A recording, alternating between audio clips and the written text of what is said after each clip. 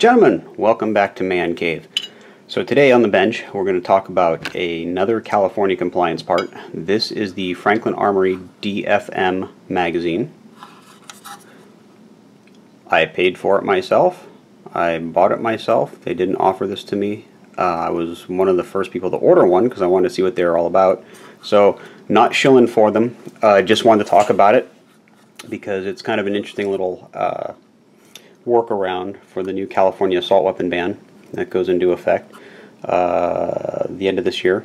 Well, I guess it's technically in effect. We've got a registration grace period open right now, which we can't use because the California Department of Justice has its head so far up its ass that it cannot generate decent set of regulations for the registration period. So we're 3 months into the year now, almost 2.5, 3 months into the year, and they've known about this for about 6 months, and they still can't pull their heads out of their asses because they're a bunch of idiots. So, the DFM magazine, what's unique about this is on the spine of the magazine, up here where the follower is, there are two little bent sheet metal tabs that stick out.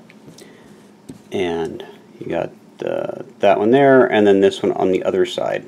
And the way this works with an AR lower is those little tabs will get hung up right here and here on the magazine well, and they won't allow the magazine to drop free even if you have just a standard USGI magazine release installed. This is the same lower I've been using for demonstrating other stuff. I don't have the set screw installed right now, so this is just operating like a regular magazine release. There are a couple of ways you can install this. The first is to completely remove the bolt catch. Okay, this one's actually never been installed. So you can take that out, take the magazine, drop it in the magazine well, like so. If you try and drop it in like this, obviously it's not going to fit. You have to drop it in straight down. Push the magazine release in, let it continue to drop all the way, release the magazine, and there you go. And then if you push the magazine release, the magazine is not going to come out down through the mag well. You would have to open the split the upper and lower receiver, depress the magazine release, and then it would pop up and out. But the obvious problem is, what do you do about this? And there are a couple of possible solutions, and I'm going to go through those right now. Okay, so first of all, I'm just using a roll pin punch as my pin for this, just for demonstration purposes. Obviously you'd want to install the spring and detent behind here, and you'd want to install the proper roll pin or whatever your particular lower takes. So that said, you can install the DFM magazine and then reinstall the bolt catch intact with this little tab right, get this out of the way, with this little tab right here still intact on the catch, and that way you will have a functional bolt catch. The only downside is if you need to remove this magazine, either to clear a malfunction or to just remove the magazine for cleaning, or if you go to a free state, you know, you're going to go spend a few days in Nevada out in the desert shooting with your friends, you're going to have to take this out, remove this magazine, and then run whatever regular magazines you have, and then reverse the process before you come back into California. Otherwise the jackbooted thugs will bend you over and have their way with you. Your new name will be the Gimp. Not fun. So that's the first option. Not the best, but it leaves all the bits and pieces intact. It just makes this more, I guess, permanently attached.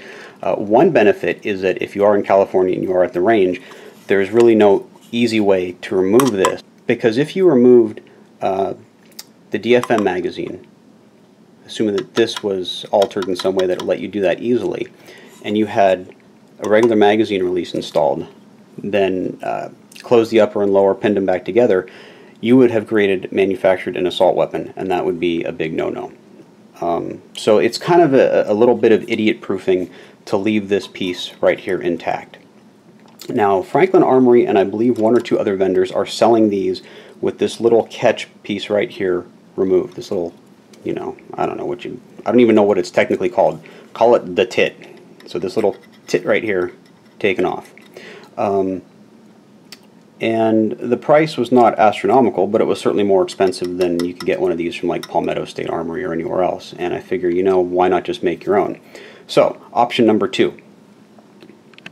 Before I get to option number 2, one little helpful hint.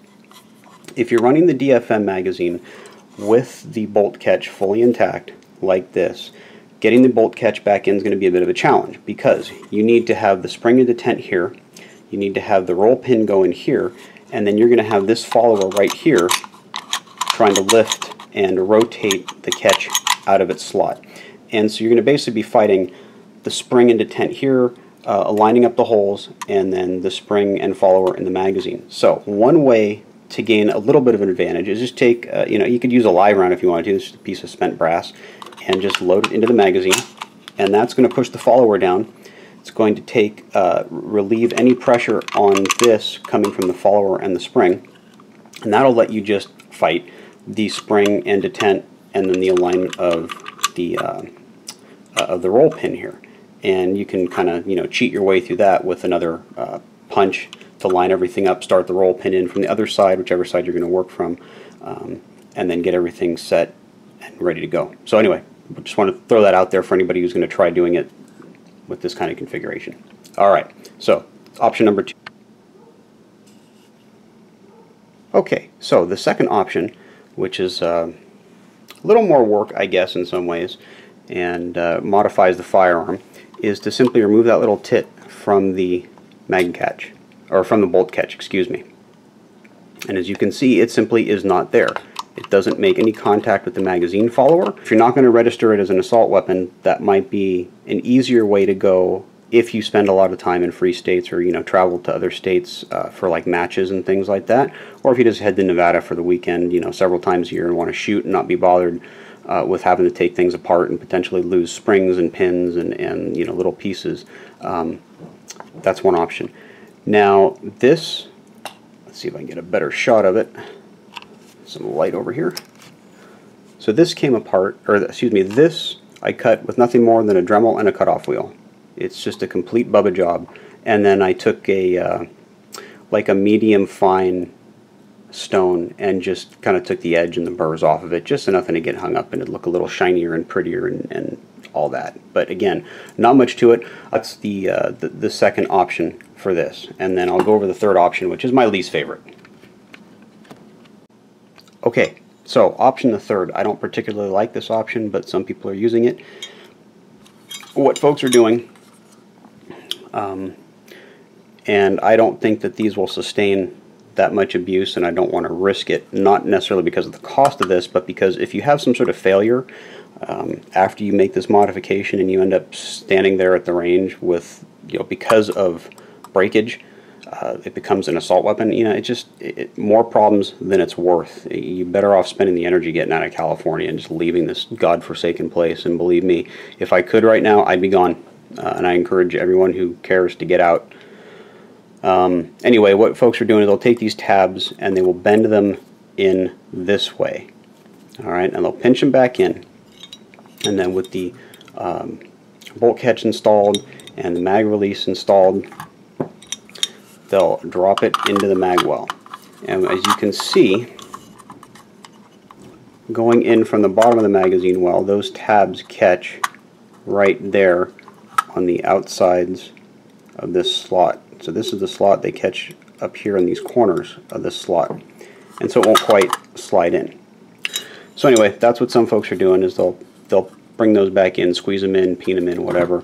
Insert them, insert the magazine, get it all set up, and then they'll take a punch and a mallet, and then they'll spread these little tabs back out so that the magazine can't be released.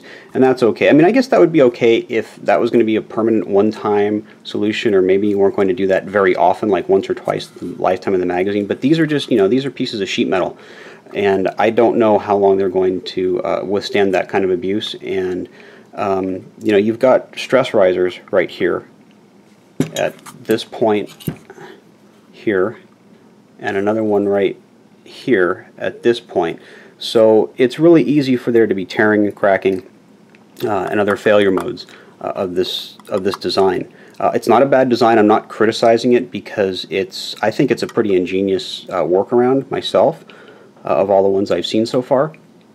You don't have to hang weird looking stocks and stuff and weird grips and whatnot off your rifle. I mean, it still looks like a rifle at least, and not some sort of, you know, abortion between, you know, a Mosin Nagant and an AR-15.